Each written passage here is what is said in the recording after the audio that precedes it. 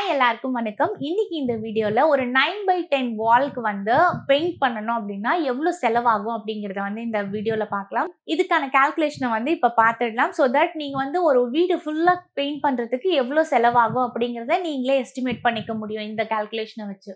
நான் இப்போ வந்து ஈஸியாக இருக்கணும் புரியணும் அப்படிங்கிறதுக்காக 100 ஸ்கொயர் ஃபீட்டாக வந்து எடுத்திருக்கேன். அதாவது 10x10 வால் மாதிரி எடுத்திருக்கேன். 9x10ன்னு எடுக்கல, 10x10 எடுத்திருக்கேன். ஓகே, ஸோ இப்போ ஃபர்ஸ்ட் இதுக்கு தேவையான இனிஷியல் மெட்டீரியல் என்ன அப்படின்னா வால் புட்டி தான். 1 கிலோ புட்டியோட ப்ரைஸ் வந்து பார்த்தீங்கன்னா 22 rupees. ஓகே, ஆனால் அந்த 1 கிலோ வந்து பார்த்தீங்கன்னா 12 ஸ்கொயர் ஃபீட்டை வந்து கவர் பண்ண முடியும். அப்போ நமக்கு 100 ஸ்கொயர் ஃபீட்டுக்கு எவ்வளோ அப்படின்னு வந்து பார்த்தீங்கன்னா 9 kg வந்து தேவைப்படுது. அதாவது ஒரு கோட்டுக்கு வந்து 9 kg தேவைப்படுது.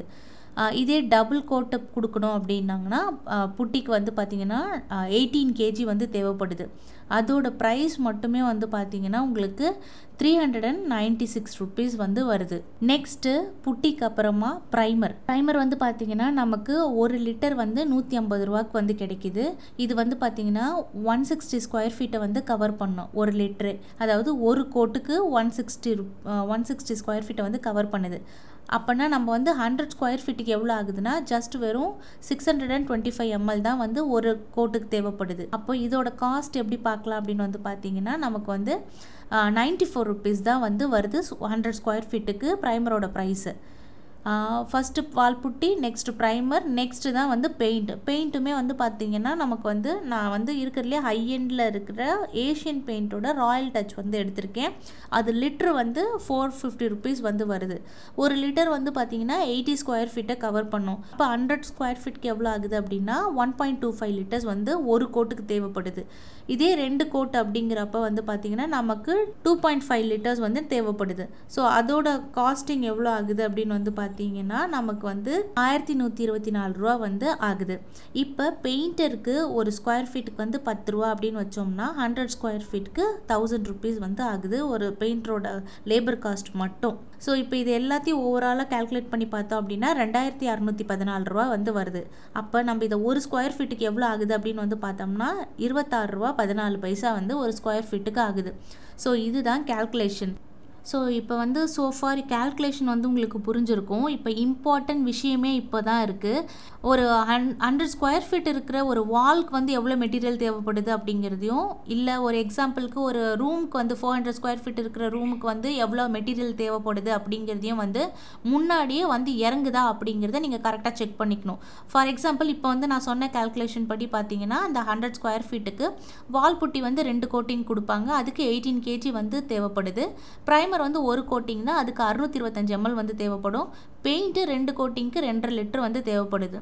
இதையே நம்ம ஒரு 400 ஸ்கொயர் ஃபீட் இருக்கிற ரூமுக்காக கன்வெர்ட் பண்ணும்போது பார்த்தீங்கன்னா கிட்டத்தட்ட 72 கிலோ வந்து வால் புட்டி மட்டுமே தேவைப்படுது. ப்ரைமர் 2.5 லிட்டர் தேவைப்படுது. பெயிண்ட்டு 10 லிட்டர் தேவைப்படுது. அவங்க சொன்னபடி கால்குலேஷன் படி எல்லா பொருளும் கரெக்டாக வந்து மெட்டீரியல்ஸ் இறங்கியிருக்கா அப்படிங்கிறத ஃபஸ்ட்டே செக் பண்ணிக்கோங்க.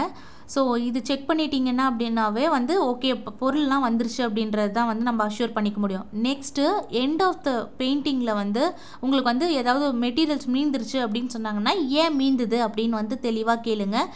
ஏன்னா 1 லிட்டரில் வந்து ஒரு 50 ml 100 mlனா பிரச்சனை கிடையாது. ஆனால் 1 லிட்டர் 2 லிட்டர் மீறும்போது அது பெரிய அமௌண்ட்டாக வந்து நமக்கு பெருசாக வந்து லாஸாக இருக்கும். ஏன்னா 1 லிட்டர் அப்படிங்கிறதே கிட்டத்தட்ட வந்து பார்த்திங்கன்னா உங்களுக்கு 80 ஸ்கொயர் ஃபீட்டை வந்து கவர் பண்ணும் அப்படின்றது தான் வந்து கால்குலேஷனு. அப்போ வந்து அவங்க வந்து அதை உங்களை ஏமாத்துறாங்க அப்படின்னு தான் அர்த்தம்.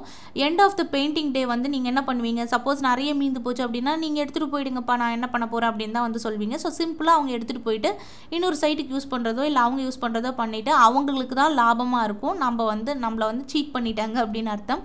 So be safe. நீங்கள் வந்து பொருள் வாங்குறாங்க அப்படின்னா முதல்லையே சொல்லிவிடுங்க, வாங்குகிற மொத்த மெட்டீரியலும் காலி ஆகணும், இங்கே தான் யூஸ் பண்ணணும், வெளியே எங்கேயும் எடுத்துகிட்டு போகக்கூடாது அப்படிங்கிறதையும் நீங்கள் சொல்லி ஆகணும். ஸோ இதை நீங்கள் மானிட்டர் பண்ணிக்கிட்டே இருந்தால் மட்டும்தான் உங்கள் பொருளை வந்து கரெக்டாக யூஸ் பண்ணியிருக்காங்களா அப்படிங்கிறத செக் பண்ண முடியுமே தவிர மற்ற எந்த ரீசனும் வந்து நம்மளை வந்து ஹெல்ப் பண்ணாது. ஈவன் கான்ட்ராக்டர்கிட்டயே விட்டிங்கன்னா கூட இந்த சைட்டுக்கு போகிறேன் அந்த சைட்டுக்கு போகிறேன்னு சொல்லிட்டு மெட்டீரியல்ஸ் ஷஃபில் தான் ஆகுமே தவிர நமக்கு ப்ராப்பரான பெயிண்ட் வந்து பண்ணியிருக்க மாட்டாங்க. நம்ம வாங்கி கொடுத்த மெட்டீரியல்ஸை யூஸ் பண்ணியிருக்கவும் மாட்டாங்க. ஸோ நீங்கள் வந்து உங்கள் டைமை ஸ்பெண்ட் பண்ணி நீங்கள் வந்து மானிட்டர் பண்ணி தான் ஆகணும். இதில் அப்போ தான் உங்கள் மணியை சேவ் பண்ண முடியும். ப்ராப்பரான ரிசல்ட்டும் உங்களுக்கு கிடைக்கும். பெயிண்ட்டோட ஃபினிஷ் வந்து அதுக்கப்புறம் தான் கிடைக்கும். So I hope you like this video. Thank you for watching. See you in the next video.